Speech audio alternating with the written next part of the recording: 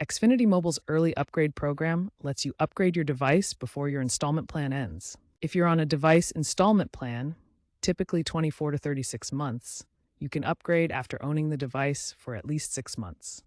Start by selecting your new device. You'll then trade in your old device if it's eligible. Finally, you'll pay any outstanding balance or fees associated with the upgrade.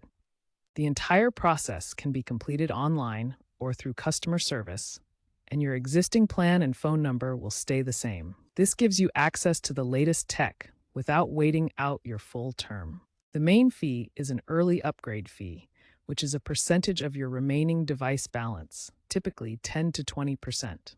So on a phone with $500 left to pay, you might pay $75 to $100. Shipping might cost extra, $20, and returning the new device could incur restocking fees.